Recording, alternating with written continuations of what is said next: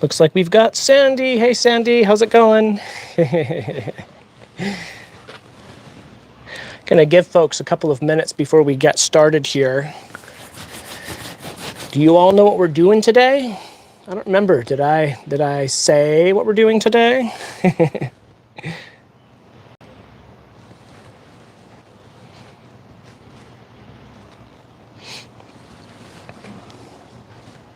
Who knows what we're doing today? Do you know, Sandy?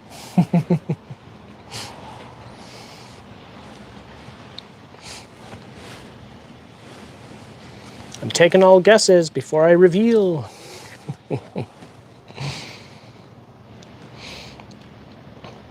My nephew is also here. And no, Eric, I'm not giving out presents. I'm sorry.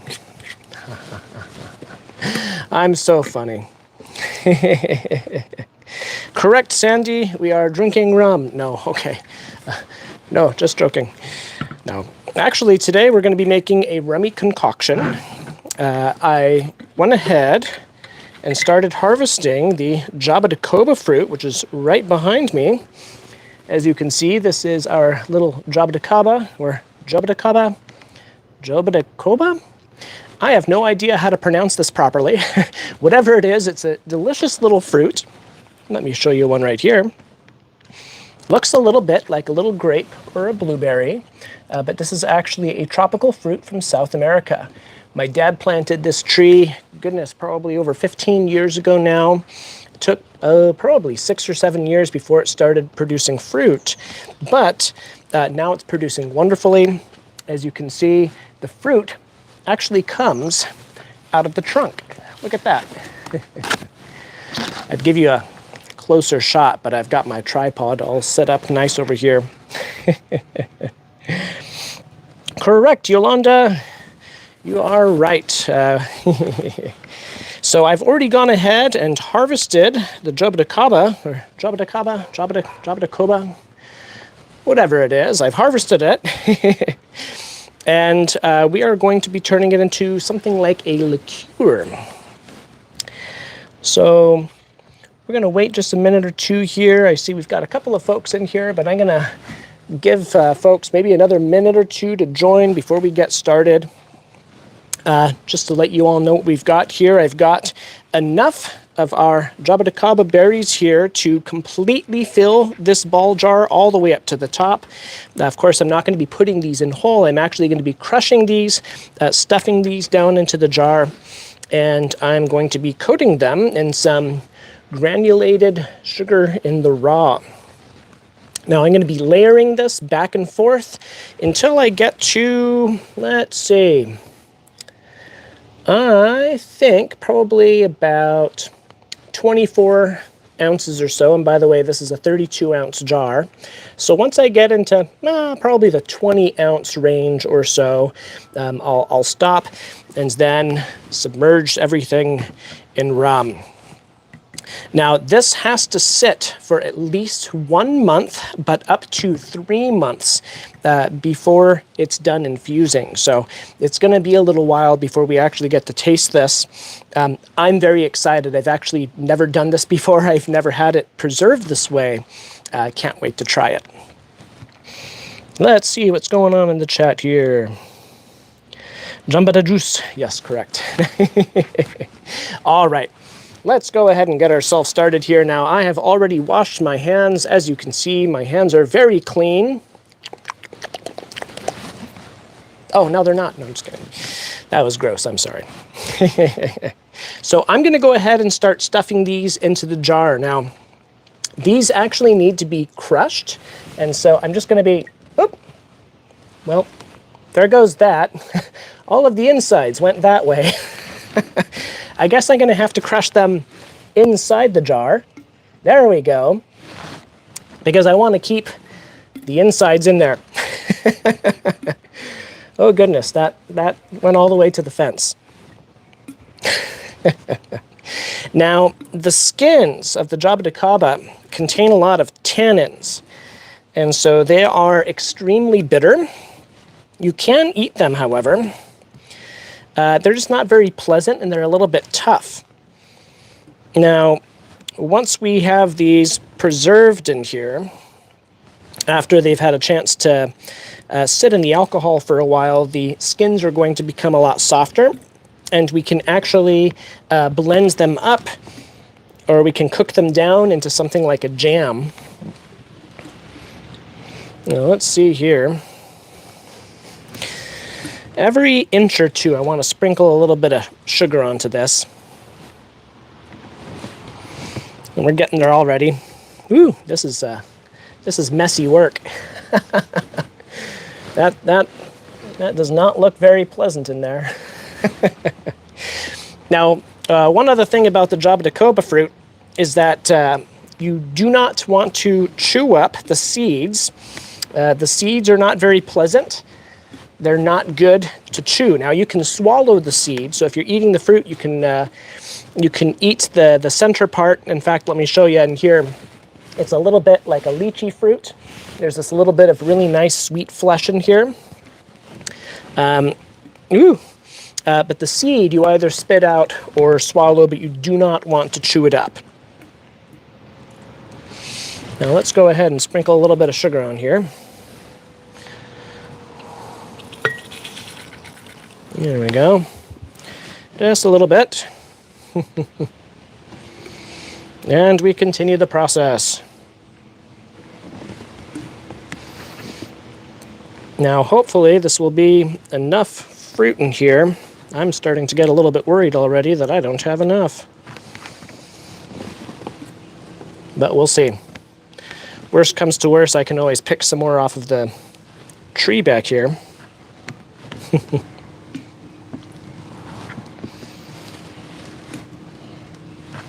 Ah, yes. This smells great. So yes, Yolanda, birds do eat. I've seen them pecking on this. I don't know about whether or not they eat the seeds. Critters have been eating the Jaboticaba, though. And actually, they've left a pile of the skins over here.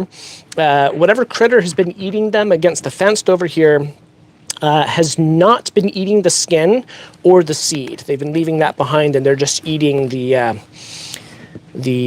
meat part. Woo!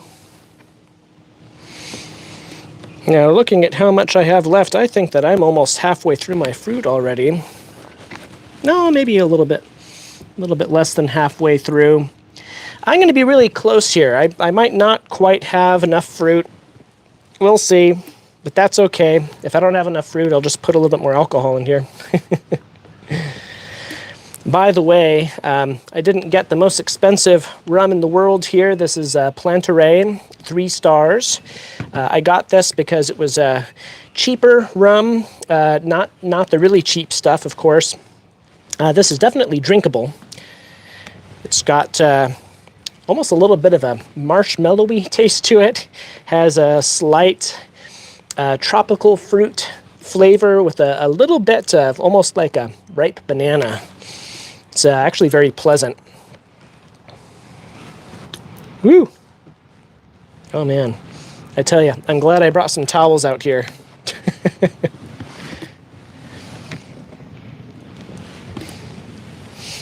Now,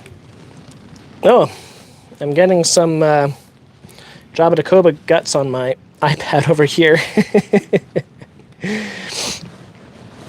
Yolanda, I'm not sure what's eating the Jaboticaba, to be honest. I've never seen the critter eating it.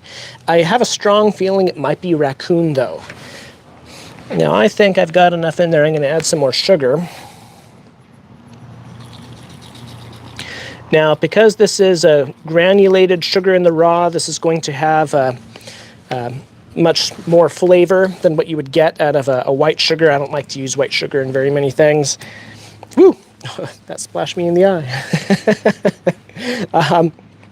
You'll get a good amount of flavor out of this, but because it's granulated, you have to stir it up or swirl it around a bit, which is going to be a little bit difficult.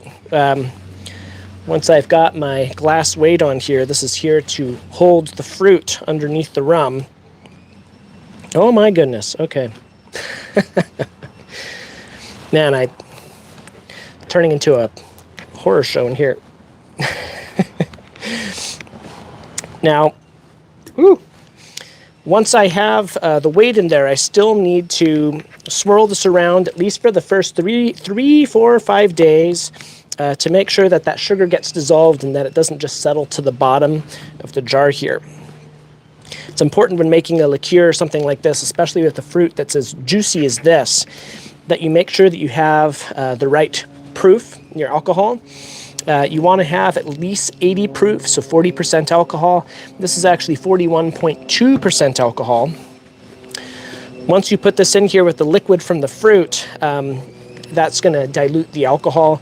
And you need to keep it above, I think it's above 20 proof, so 40% alcohol, in order for it to still be safe. Now, once this has sat for 2 to 3 months, which is about where I'm planning on taking this to, I'm going to strain out all of the fruit, and I'm going to decant the liqueur into a little jar. But I'm not going to throw away any of the fruit here. I'm still going to use all of the skins. I'm going to use all of the flesh. The one thing I'm going to do is I will go through and I'll at least attempt to pick out all of the seeds, because I don't want the seeds in there. But once I've gotten it down to just the skins, that one was tough to open, geez. Once I've got it down to the flesh and the skins, I'll take that and I'll either boil it down or I'll blend it up, and might make it into something like a good jam. Now we're getting pretty close to done here. This is going to be really close to just the right amount of fruit. Isn't this so much fun? This is what you all came to see. Me squishing one fruit at a time into this jar. Hello, Miriam. Good to see you. Hello, Stacy.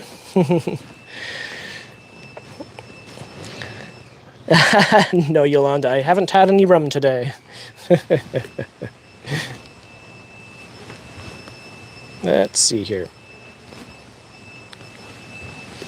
Now I've got just a little bit left in here, as you can see. That's a bit. I guess I better start putting some more sugar in here. Now I wanted to put more of the sugar towards the top, since I know it's going to settle out as I add the rum anyway.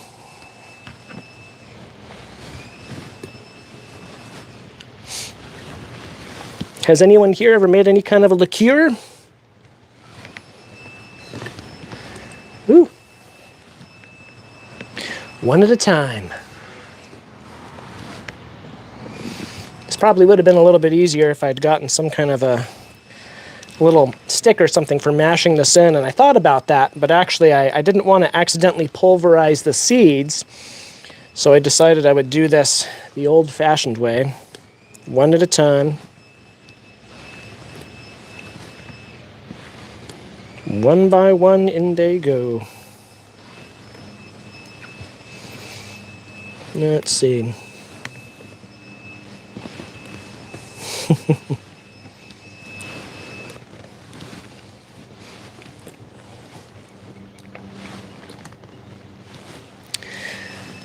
Now, I hope this tastes good after all this work, let me tell you.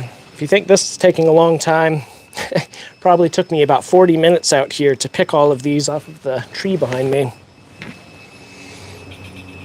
I had to do some climbing, and there was a very angry squirrel yelling at me while I was harvesting. That's not a joke. There really was. That squirrel was not happy.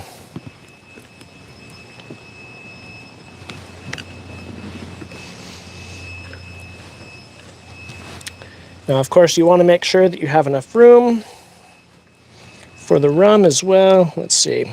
It's pretty packed in there. How much do I got? Oh my goodness, I can't even read the markings now. I'm getting really close to that 20-ounce mark, so I think this is honestly almost perfect. Might have a couple of fruit left over here, actually. And here I thought I calculated this wrong.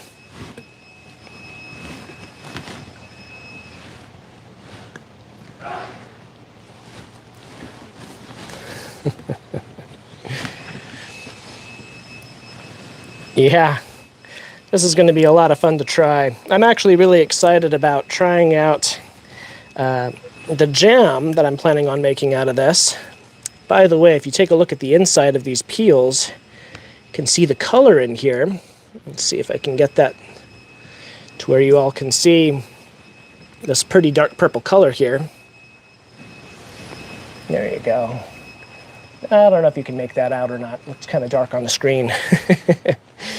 Supposedly, as I add the white rum to this, it's supposed to take on a really beautiful purple color. Of course, we'll find out. All right, yeah, we're just about perfect here. I only have a couple more fruit left to go. We're just about at that line. Oh my goodness. This is a messy prospect.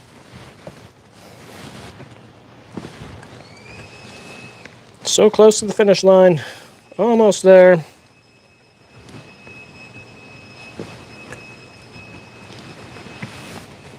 Last of the sugar.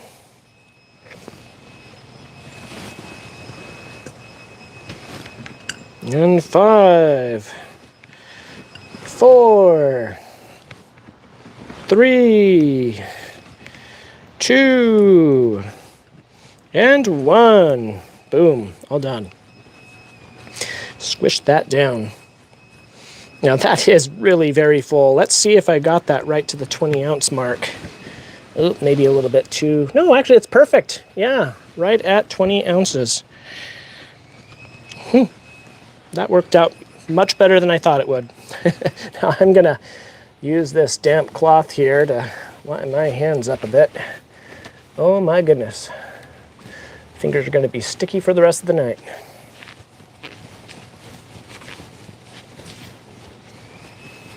Should have brought some wet wipes out here. And a little dry. There we go. Voila. Okay. Now we add some rum. Let's see here.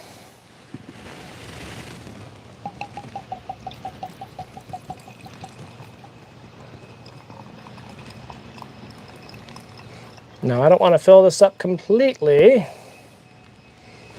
I think that I want to leave myself some room. You know, I've been debating whether I should wait to add this weight. Wait to add the weight? I think I might add this a little bit later so that I can shake the sugar up in here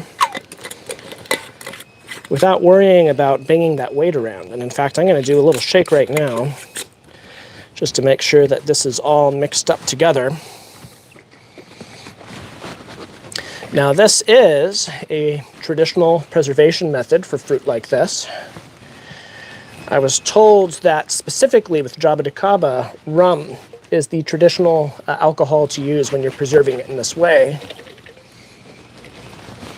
Since that's what I was told by the people at Bevmo that sold me the alcohol. No, I'm just kidding.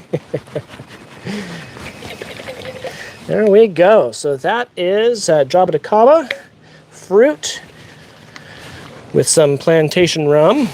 Now the rest of this bottle is for me. No, I'm just kidding.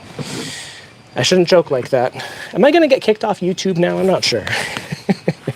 Do they have rules about this sort of thing?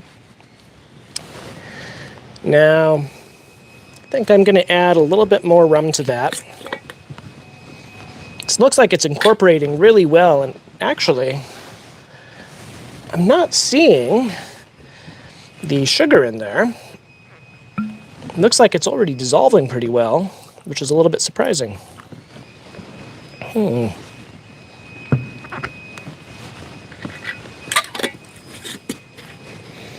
want to make sure that I leave just enough room so that I can still stick this on top. Although, you know, that fruit is not floating.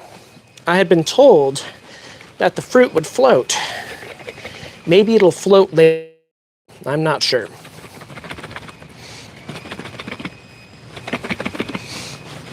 In fact, you can see that that sugar really incorporated very well because the alcohol is already starting to change color. It's taking on that nice amber color from that sugar in the raw.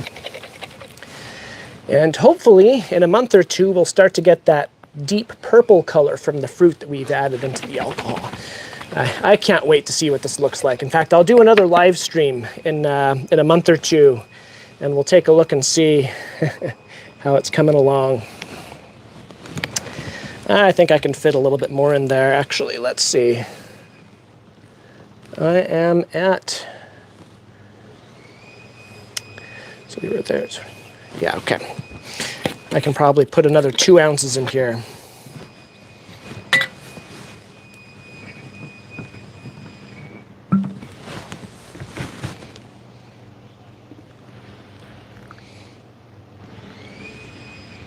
Ask me if this is 2 ounces. It's probably not. All right, one last shake.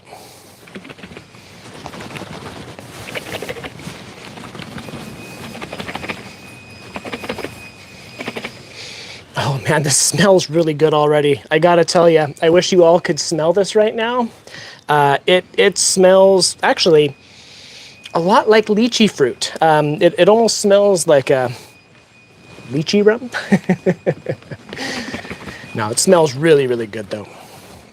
All right, so I'm gonna leave this here. I'll add this in later on.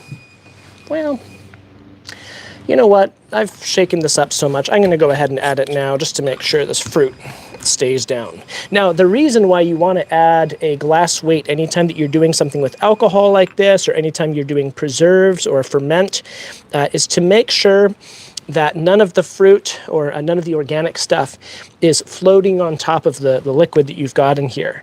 As long as everything is submerged under the alcohol, then it'll be safe. Anything that's floating, though, could spoil. It could oxidize. You could end up getting some little floaties in there that you don't want to have. It could end up being a little bit moldy up top, and you definitely don't want that. Same thing when you do fermentation as well, especially lacto-fermentation. You always want to make sure that you have your ferment weighed down under your brine. But of course, this is not a ferment, although I guess... yeah, it's not a ferment. I was going to make a joke, and then I thought better of it. I'm being recorded after all. Alrighty. Now that is it for the first part of our live stream today. I'm going to try to... Oh my goodness. I got a whole bunch of Jaboticaba on my screen over here. Let me clean that off. It's very sticky. Okay, there we go. Got that cleaned up. I'm sorry, I'm over here chatting away and I'm not even paying attention to the live chat. Let's see here. So Yolanda says, where and how do you store it? Very good question, Yolanda. So my beautiful assistant is going to come out in a moment. Sorry, Eric, I know you said not to call you beautiful, but actually my nephew is going to come out here in a couple of minutes, and he's going to take this and he's going to put it away for us. I'm going to store this in a cool, dry place out of the sun. It's really important to make sure that this doesn't stay out in the sun. Sunlight can harm the process. Hey, look at that. It's already starting to change color. Can you see that? It's already starting to turn a little pinky. My goodness. I'm already seeing a little bit of purple up here too. Well, that's pretty cool. Well, this is exciting. I'll take some pictures of this and post them to my website in the next newsletter. I'll show you what this looks like in a week. Okay. Now, my hands are going to be sticky for the rest of the live stream, and that's okay. I'm going to go ahead and grab my iPad here, and I'm going to grab you guys, and you're going to come along with me. Are you ready for a journey? Let's go.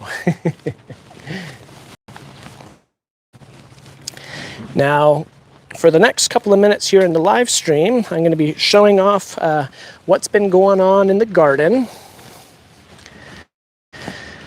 Probably spend at least the next 15-20 minutes showing you all the beds. Got some new plants that we just put in. Don't mind me, I'm going to set this up. This is so I can talk with you in a couple of minutes here. There we go, perfect. Ta-da! Now, I'm going to go ahead and take my phone off of this tripod after I set it up here. Ta-da! There we go. Okay. Pardon my hand. There we go. All right, we're ready. Now on to the garden tour. Now we'll start in the back here. Now I'm hoping that my connection stays stable. I think it should this week. The first thing I want to show off is the new chocolate vine. Now this plant is actually Akebia, also known as the chocolate vine. This is actually a vine from Japan. Now, we just planted these, as you can see. I'm not quite sure how they're going to do here. This is my first time trying to grow this in zone 10 here. But this vine is supposed to grow 20 to 25 feet long, and it really should actually cover quite a bit of this fence. These have beautiful purple flowers on them, but I actually have two different varieties. So I have the standard purple flowered variety, and I have the Shirabana, which is the exact same flower, but with beautiful white flowers on it. I'm not sure how long it's going to take before we start to get flowers on these, but I can't wait to show you. Now, the reason why they call this the chocolate vine, I apologize if you can hear that helicopter above me. I'll give this a quick second. Here, let me, while we're waiting for the helicopter, I'll do a little dance for you. There we go. Can you hear the helicopter? Maybe you can't hear anything. Maybe I dropped off again. No, just kidding. Hopefully not. All right. Now back to the chocolate vine. Now that the helicopter is gone, the flowers of the chocolate vine are said to smell like chocolate, hence the name. Now the fruit, if we get any, is supposed to taste like a mixture of melons, lychee, and coconut all mixed together. I've never tried this fruit, so I actually have no idea what it's going to taste like, but I can't wait to try it. I'm really, really excited. Now, I know you all already saw our blueberries that were planted up this last week. Still got a couple little green blueberries on there. Our other blueberry. And I wanted to show this off too. Now, I bought this the other day and I mentioned it in one of my videos. I'm not sure if I showed this off during the live stream, but this is your standard purple passion fruit, the Passiflora edulis. Unfortunately, after I planted it, it started to really dry out. And you can see that the leaves have dried, the branches are starting to dry, but we have some new growth coming out down here. I think that this might have been damaged while I was unbundling it. It's possible that I just put it into a little bit of shock, but as long as we have this new growth coming out, I'm happy. I'm going to wait a couple of weeks and see if new growth comes out anywhere else along here. And once I see where the new growth is, I'm going to go ahead and start cutting back all of the dead tips on here. And then, of course, we'll train this up onto the trellis. Being that this is a passion fruit, this is also a pretty large plant, so this passion fruit is going to come across the wooden trellis here onto the chain link fence. We'll let it grow along here, and actually it'll most likely end up meeting the chocolate vine somewhere in the middle. But I think this is going to be really beautiful. We're going to have our lovely purple flowers with white flowers, and then of course the beautiful purple passion fruit flowers as well. Can't wait to show you all what that looks like when it grows in. Now, I just planted up 2 mounds here with some, this is actually the Mexican squash. Goodness, I forget the variety name, but this is one of my favorite kinds of squash. Just got these planted up and watered in, as you can see. We weren't quite sure what we wanted to do with this space, and I decided kind of last minute, I'm just going to throw some squash in here. I didn't make the best use of the space, but we didn't have any other plans, so I said, well, whatever.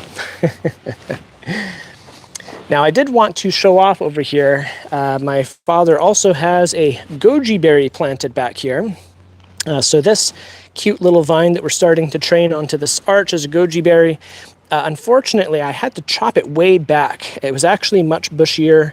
A lot of the growth was trying to grow along the fence, and it was starting to get really bad powdery mildew. And in fact, I'll slip back here and show you. It still has some powdery mildew on a few of its leaves here. I'm going to be treating this with a product called Revitalize. It's a biofungicide. Of course, Revitalize works great when you catch something like this early on. Unfortunately, these leaves that are already very heavily infected all along here, I will need to remove these. So anything that's reached this level of infection, I'm going to pull off, and I'm going to be treating all of the healthy looking leaves. Now, hopefully, that will help keep the powdery mildew off of this plant. That's one of the issues that you have when you have a space like this, where you have an area that's fenced in. So here we have, fences all around the corners of the yard. And because of that, you don't get good airflow. And when you have stagnant air in a place like this, you will be more prone to powdery mildew and other fungal infections. Oh, Yolanda, I've actually tried the Three Sisters back here before, and they didn't work out very well. This area does not get enough sunlight for corn to do well. And so while squash has grown back here and done decently, we have never gotten corn to grow well. We have gotten beans and peas to grow well, and in fact, I still got to finish taking these peas off of here, old peas off of here, and get some beans planted. But of course, one step at a time, right? As you can see, we also got the grape planted. We have not put up the arbor yet, but we are going to run some top wire across the top up here, and another top wire across the middle here, and we'll start training this new grape onto our little arbor. This is a grape that we've never tried before. This is the lollipop grape. Can't wait to try it. It's already got some fruit on it. Of course, as I've always said, it's important when you're planting something to take the flowers and fruit off, but as you learned if you watched my blueberry video, I very rarely ever take my own advice. So we're going to leave these on here, at least for the time being, and see how they do, give them a little taste. Yolanda asks, how about planting sunflowers instead of corn with the beans and squash? That actually could work, and that's a good idea because I have a lot of sunflower seeds. And as a matter of fact, sunflowers have done well back here. In fact, when I was young, I planted sunflowers all along here, and we got some really nice tall sunflowers along the back fence. That was many, many years ago. I won't say how many years ago. Now, I do want to show off the raised bed as well, so you all can see how far along it has come. Now, I mentioned in the newsletter that the 2 tomatoes on the west side weren't doing as well, but actually both of these, they might not look like much, but they've put on about 2 inches of growth in the last 2 to 3 days. So this one started cutting out first. This is the Black Star, and actually it's looking pretty good now. I'm happy with how this tomato is doing. This is the Purple Cherokee, and this one is struggling a little bit more, but it finally started putting on some new growth. It's actually looking pretty dang good, so I'm not going to take either of these out. I'm just going to let them do their thing and give them a little bit more time to come out. Of course, it's only been 2.5 weeks, so I should probably be a little patient. But when you compare how big that is to our Juliet and our Sun Gold tomatoes, I mean, these things are just, they're taking off. I mean, you have to remember that this tomato plant was about yay tall when I planted it, right around, actually, no, I'm sorry, I take that back. It's actually all the way down here when I planted it up. I just trimmed this off right here. In fact, I believe that this branch right here was actually the very, very top of the plant, along with a little bit of a nub right there when I first put this in the ground. So this has really put on a lot of growth. Of course, I'm hoping that it bushes out a little bit more, but looking good, as is the sun gold tomato, putting on some really good growth. But the real winners here are all the basil. I can't believe how much the basil has grown. It's going absolutely bonkers. The alyssum as well. In fact, you can see just how beautiful this alyssum is in here. Just absolutely covered in flowers. You can hardly even see the green of the leaves. And of course, the marigolds as well are looking really gorgeous. And they smell amazing too. Now I need to come in here and I need to start deadheading. In fact, I'll come in right now and just kind of gently pinch this down here. Now it's better to use a pair of clippers so you don't take the leaves off like I just did there. But it's a good idea to take off these marigolds as they die back. Actually, this hasn't dried out, but I think that some of these seeds are actually viable, believe it or not. In fact, I think I'll go like this and see what happens. I like to do that with marigold seeds. In fact, I've always said if you have a couple of really good marigold plants, you really never have to plant them again. It's so easy to get the seeds off of these.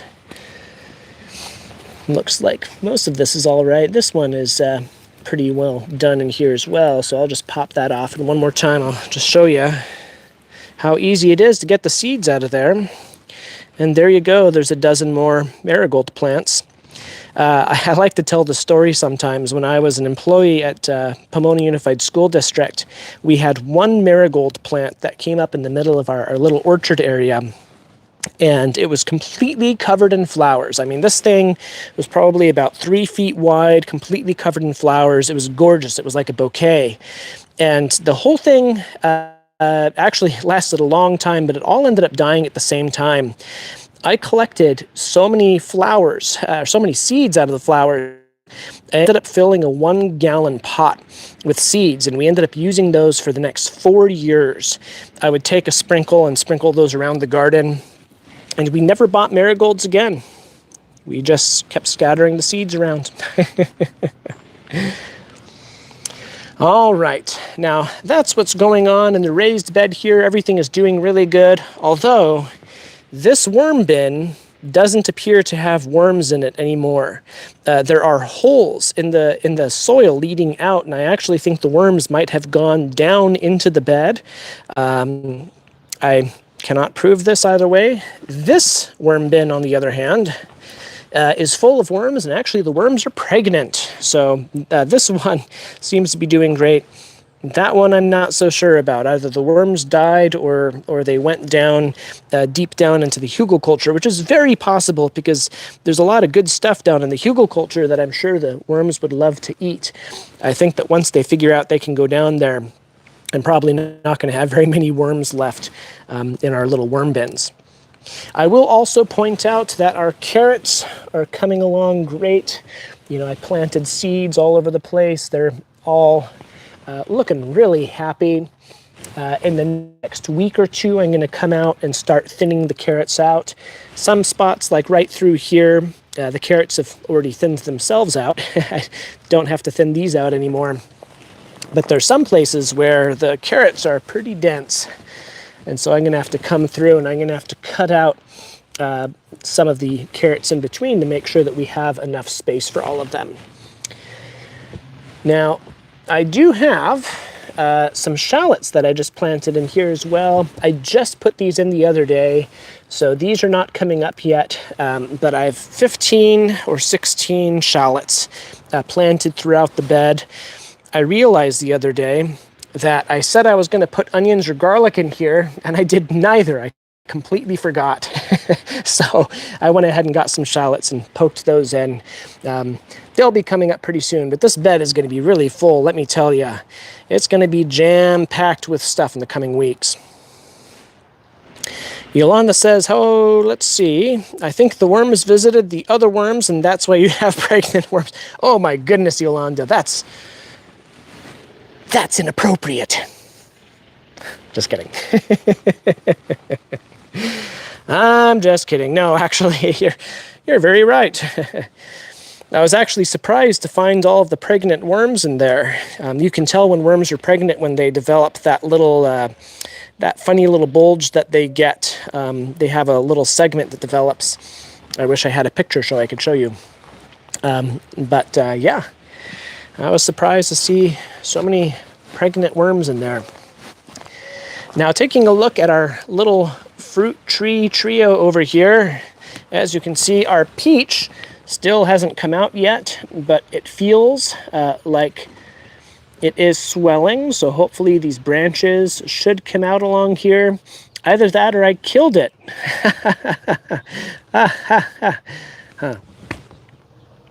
I hope that's a joke.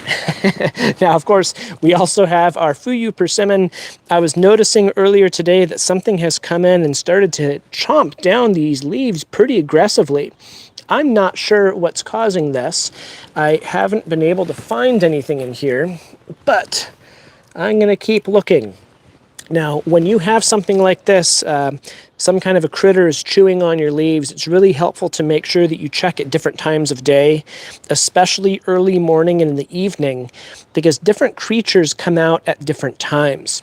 Now, I noticed that when these holes first started showing up, they were very, very small, and they have gotten larger and larger as time has gone on. So it's very possible I could have something mobile like a grasshopper in here.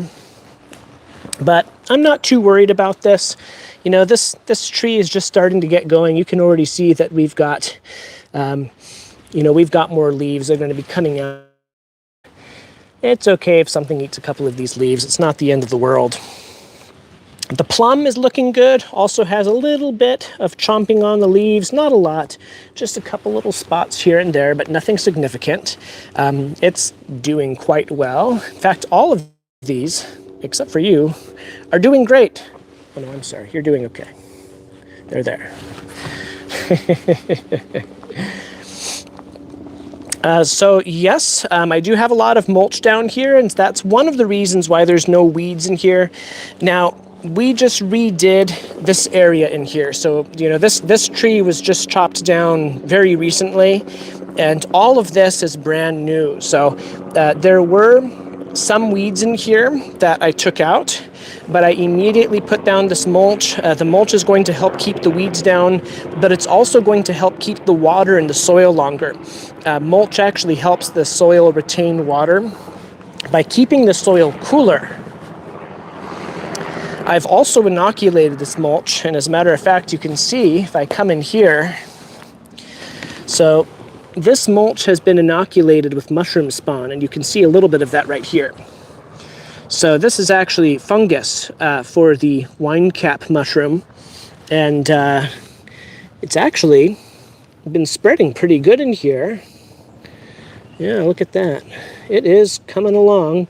Now, I don't want to poke around in this too much, because if I disturb the fungal hyphae, it's going to have to regrow. But you can see even right here, we have some of the fungal hyphae growing on this little piece of wood. Let's see if I can get the camera to focus on it. There we go. There, so you can see that little fungal hyphae on there. Nope, you saw it for a second. Well, I'll take a picture of it later. Anyway, so we have the wine cap mushrooms in here. That's going to help.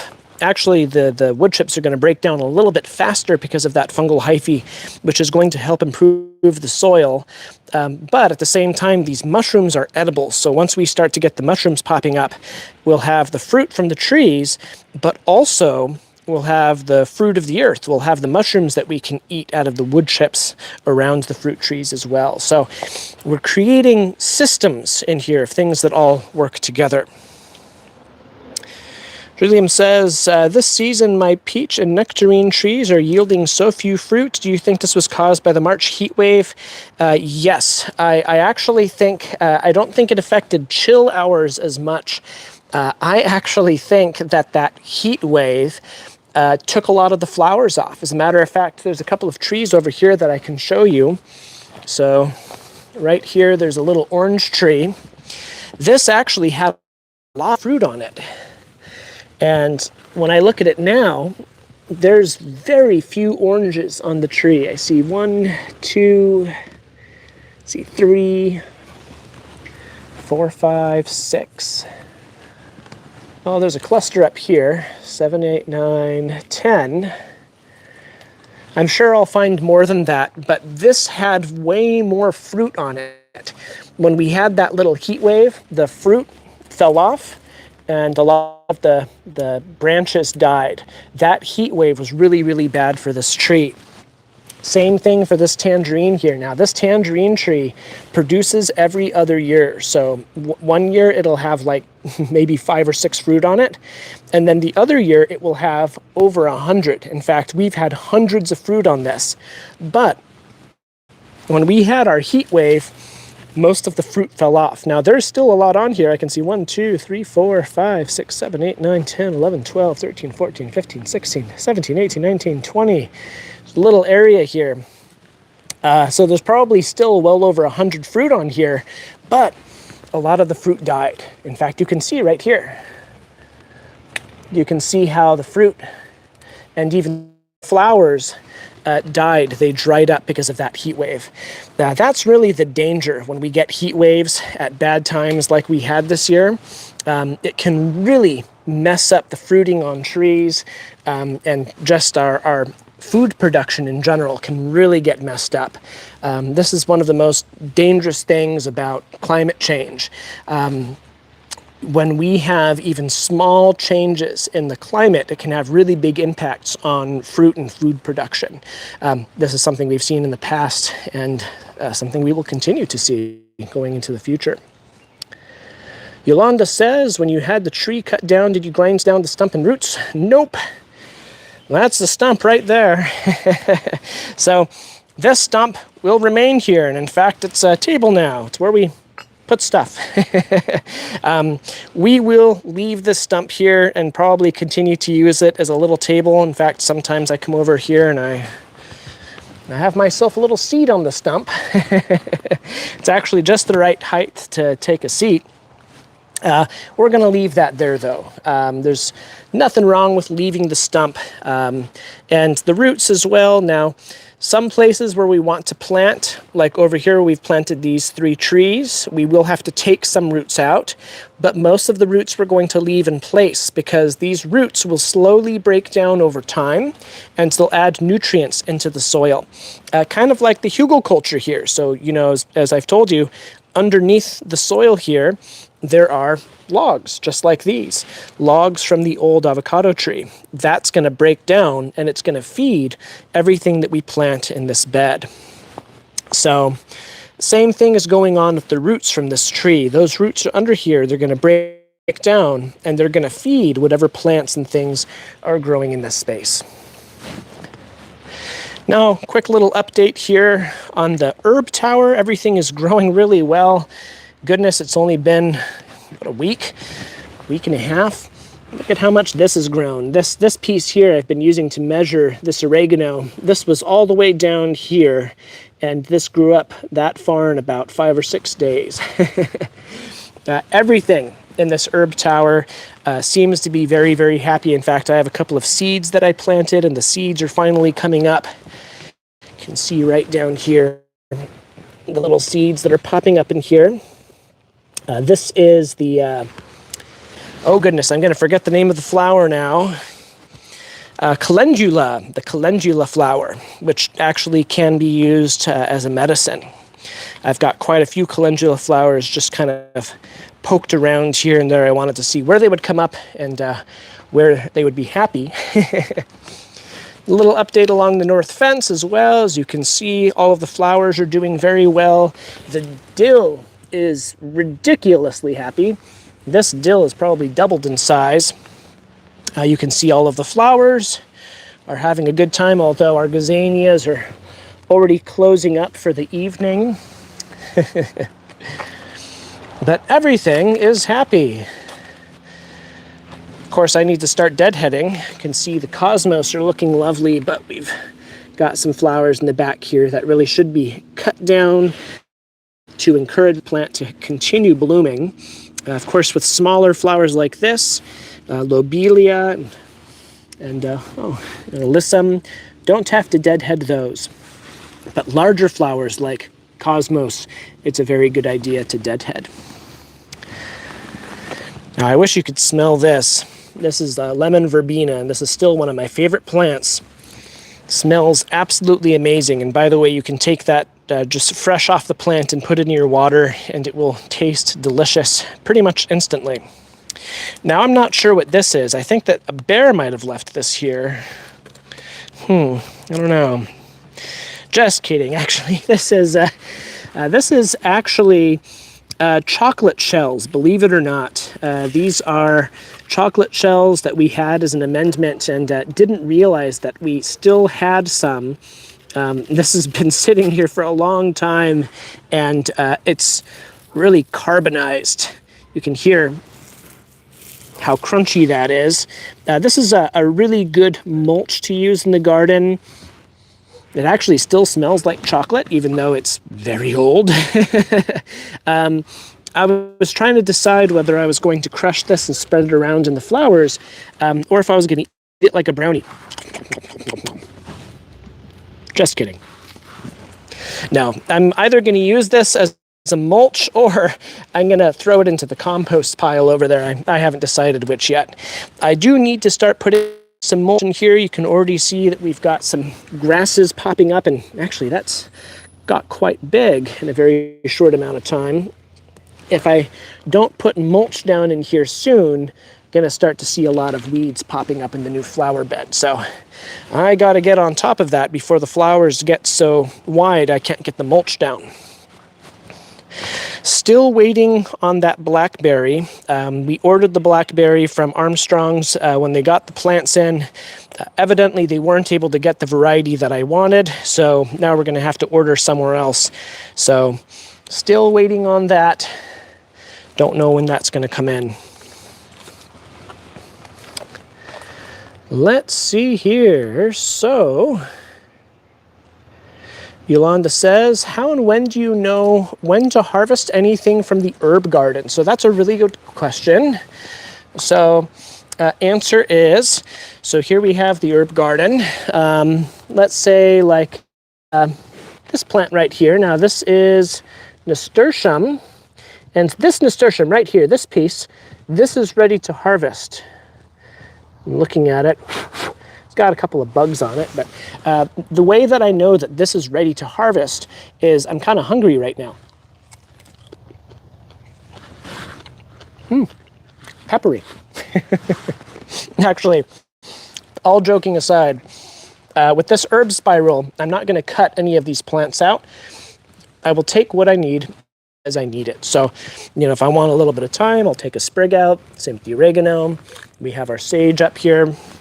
Now, I'm not sure how much of this I'm going to be using. This is the Mexican tarragon, and I have never used this before. I don't even really know how to use it, but I'm going to give it a try. Of course, with the cilantro, you just cut it as you want it. Already got a little piece cut out there. I like to let this grow out a little bit more before I start cutting into it, but really any time now I can start cutting out of that. Same with the basil. Of course, here we have some chamomile, and with the chamomile, we're only going to harvest the flowers. It's going to be a little while before that gets up to size and starts producing flowers for us, though. So every plant, you just have to know. But with this herb spiral, nothing is going to be removed completely. We'll just harvest what we want when we want it.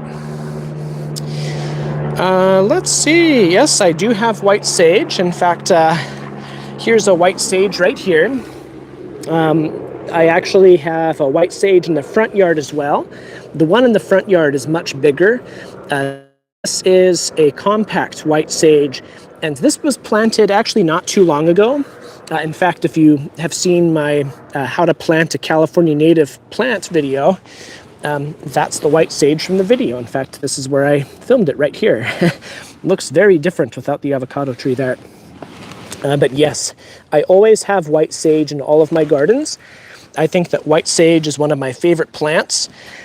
I always make sure I have it somewhere where it's not going to get a lot of water though. So I have this one here in a spot where I don't have anything else, and we're not going to give it a lot of water.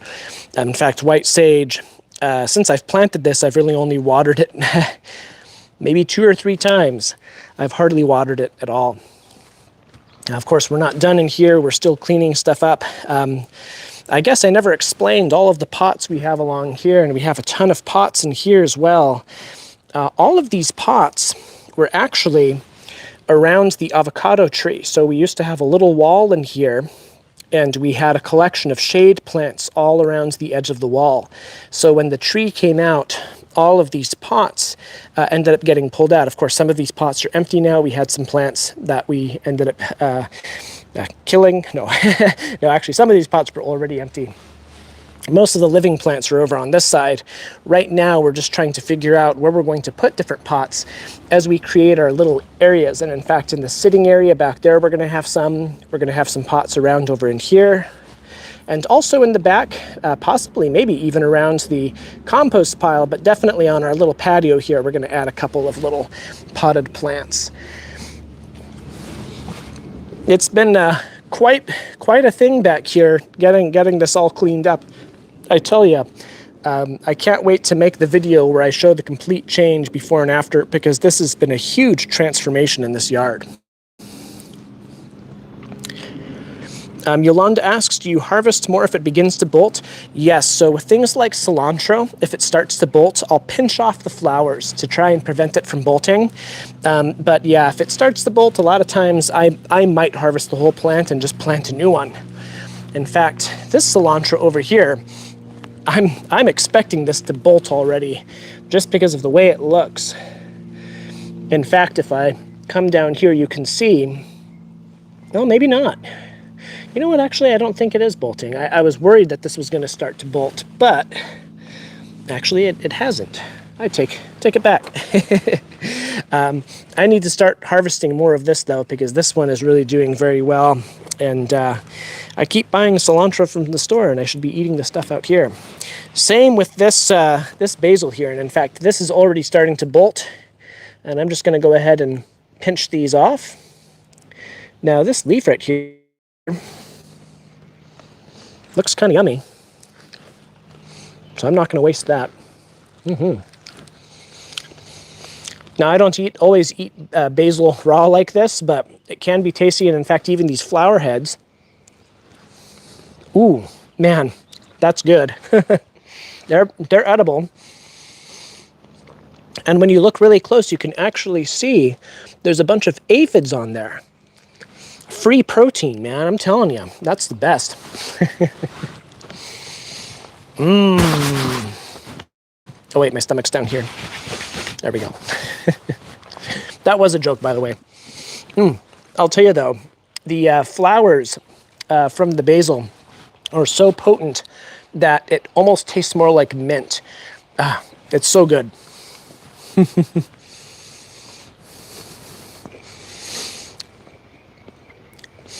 Eric asks, when are we planting the banana milk plant? The banana milk plant doesn't exist, Eric.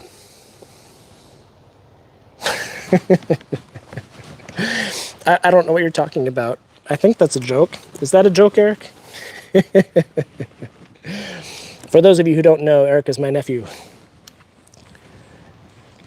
Now I'm going to go ahead and get this set up here, because we are getting dangerously close to the end of our time together tonight.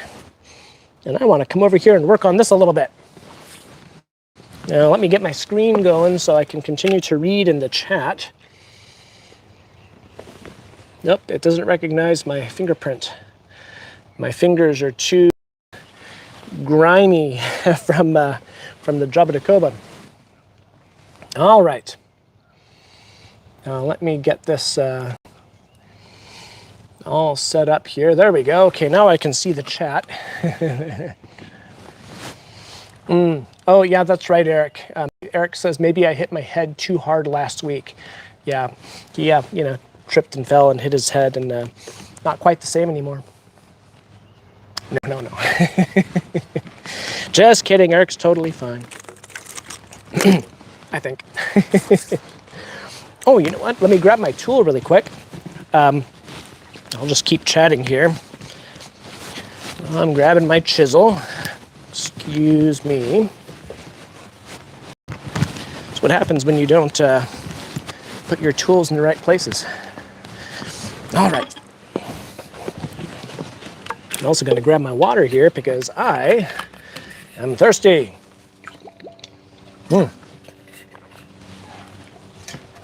Always remember to drink plenty of water.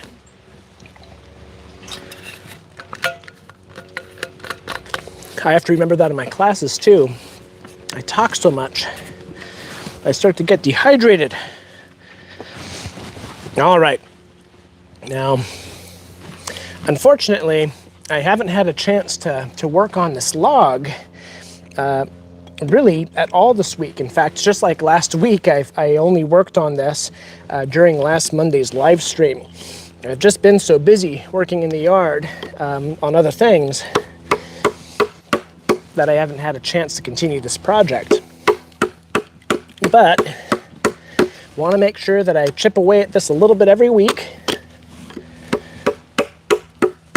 Matter of fact, tonight I'm going to have to remember when I get done here, I need to flip this over. Since it's supposed to rain a little bit tomorrow, I want to make sure water doesn't get in here since I don't have the exit holes drilled out yet.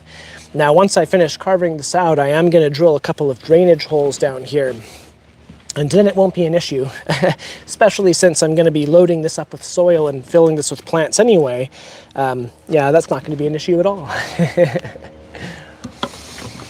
Now, while we're here together during these last couple of minutes of the live stream, does anybody have any questions that they would like to ask about the garden, about your gardens? In fact, how are your gardens doing out there?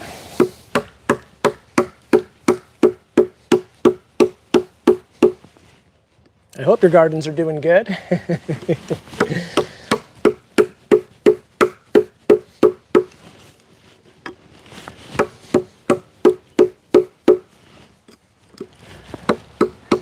I haven't seen Diane tonight. Where's Diane? Oh, you know what I do see? A bunch of mosquitoes right here flying around my screen. Oh, that's lovely. I'm gonna be doing this now.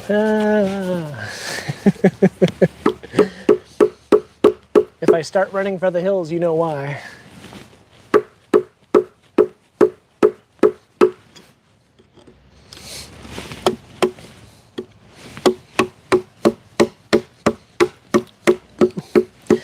That piece flew.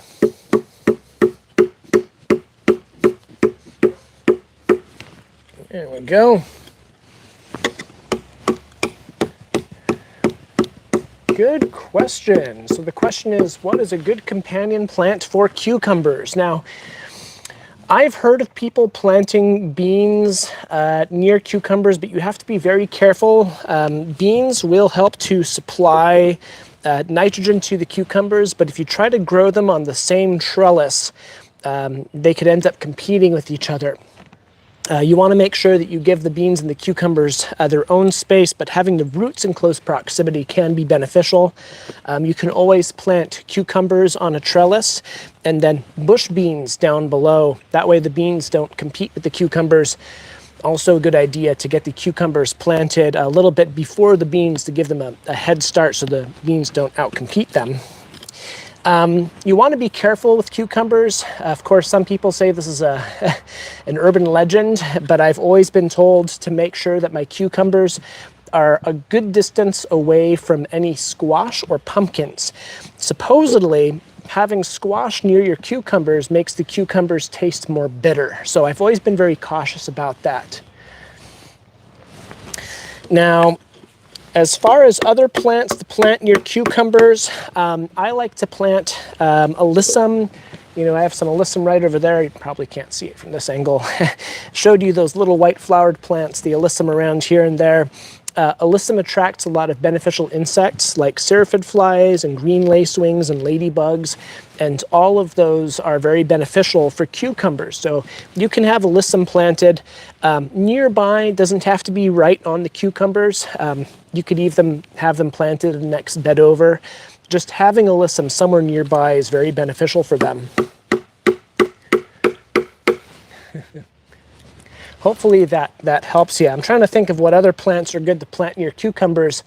And I feel like there's one plant in particular that they like to plant near cucumbers, and I can't think of it right now. There's a great book out there called Carrots Love Tomatoes, and that's one of the companion planting books that I like to use and recommend to folks. There's another one that I recommend called Japanese Style Companion Planting, and between those two books, that's got all of the best companion plantings that you can think of. You're very welcome, Madeline. And hello, Norma. Oh boy, look at that. It's already 6:36. What happened to the time? Goodness. Now, I'm going to stick around for probably another 10 minutes here just to get a little bit of work done on this. Once 6:45 rolls around, though, I think I'm going to have to head inside and grab myself some dinner because I am hungry. I usually eat my dinner a little bit earlier. I'm kind of an early eater. I like to eat around 5:30 or 6 most days. Of course, I can eat later, totally fine, but I don't know, maybe I'm just turning into an old man.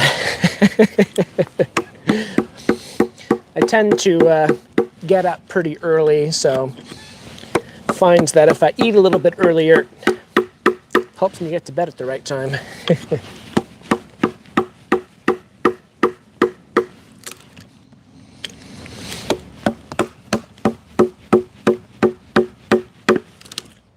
There we go. It's a nice little chunk there. It's always satisfying when a nice chunk of wood just pops out, especially when I come along a seam like what I have down here. It doesn't take a lot of effort to chip away at that and then just pry a little bit and boom, another piece pops right out. Very satisfying.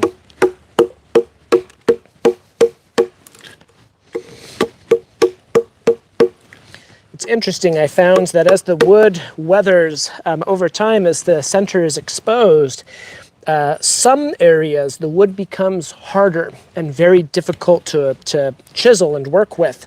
But in some places, the wood seems to become a bit more brittle and easier to chisel. Maybe something to do with where some of the knots are in here, or burls, I'm not sure. But I do find it very interesting.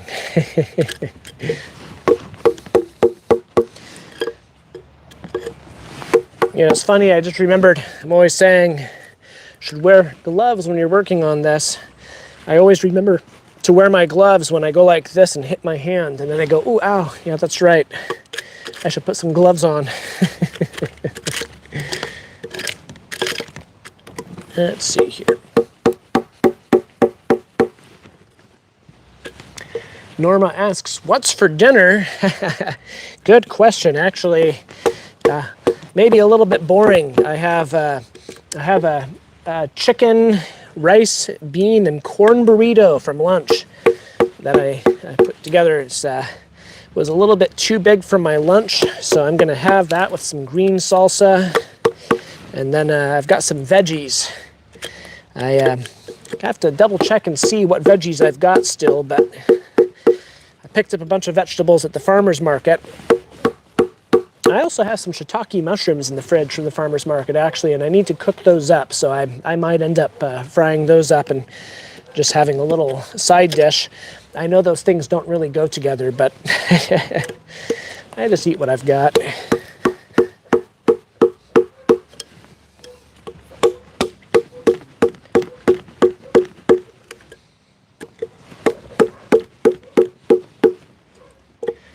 Well, thank you very much. I think it will be delicious, even if the flavors don't exactly mesh.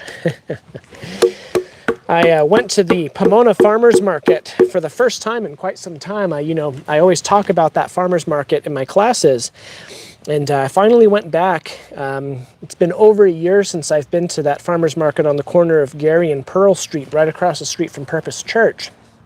And as I had heard before, the folks that I used to know in the farmers market had left. Well, I heard that they were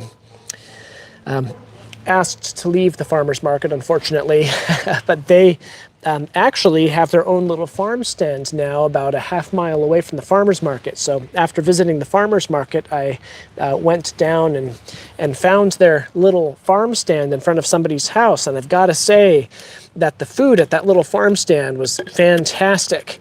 Ended up getting some white globe radishes, some tasty little carrots, really delicious beets. In fact, I think those are some of the best beets I've had in a long time.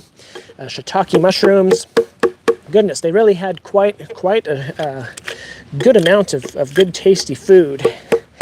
Unfortunately, I didn't write down the address, and I don't remember the name of the street now. I'm going to have to go back there again since I've got it up here. I'm going to have to go back there next weekend, visit them again, and then write down the address so I can share that with you all. Actually, I ran into one of my students from my Palomares class, someone who used to take my class, and she's the one who told me where the little farm stand was, about a half-mile away from the farmer's market. Glad she did, because that was some good food I bought. Yeah, I love beets too. I tell you, beets are one of my favorite foods, but you have to keep the beet greens too, because I'm telling you that beet greens are delicious. I've had people tell me that, they go, "What do you mean? You can eat the beet greens?" The beet greens, for me, I like even better than the beets themselves.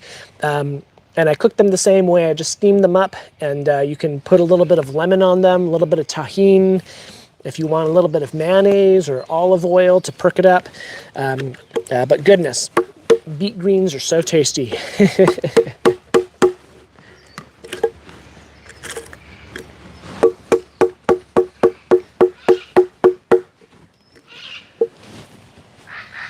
Yolanda asks, instead of turning the log over, why don't you just cover it with a tarp? Now, Yolanda, the reason why I turned this over instead of putting a tarp on top is because putting a tarp on top would be the easy way to do it. But as you know, I like to punish myself, and so I do it the hard way.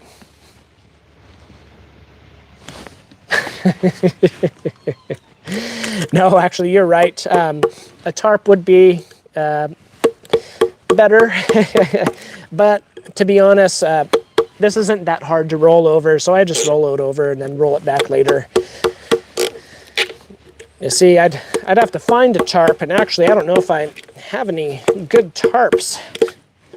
I had some tarps that fell apart, unfortunately, and I haven't bought any new ones since.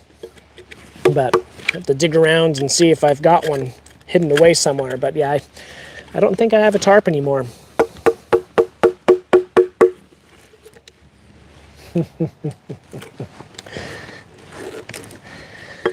Oh, let's see.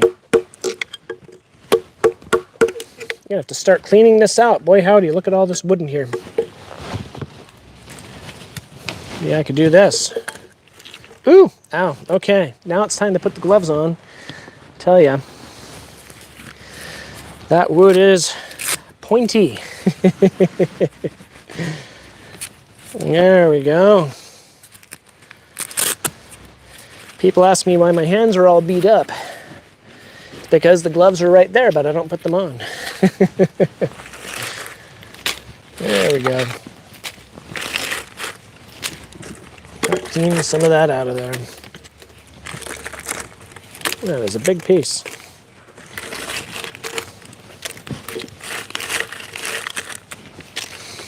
Alrighty, everybody. Now, I know that we're almost out of time here. So at the last couple of moments that we got here, does anyone have any questions they'd like to ask? Any comments?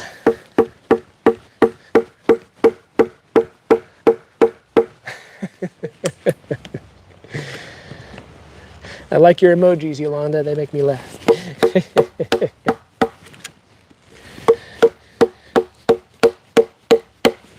Ooh, there we go.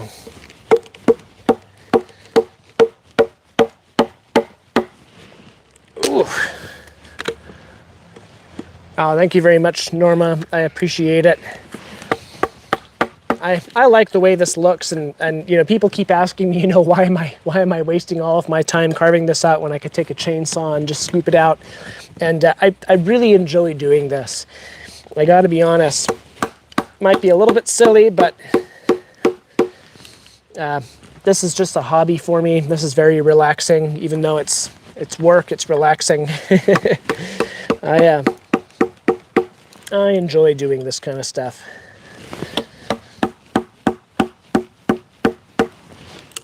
All right, now it looks like it is a little bit past 6:45 already, so I think I'm going to go ahead and start turning in to go grab myself some dinner. I do want to thank you all for coming out and spending time with me today. I hope you all have a wonderful evening. Please take care of yourselves, and I will see most of you in class sometime this week. Take care, everybody. We'll see you later. And yes, Vicky, I agree. It is therapy. This is my therapy right here. Just don't tell my therapist I said that.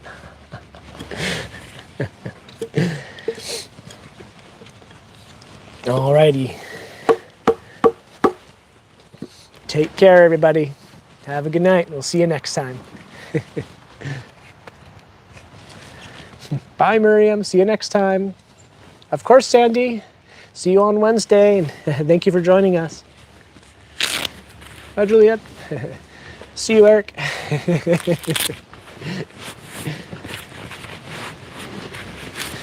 See you all next time.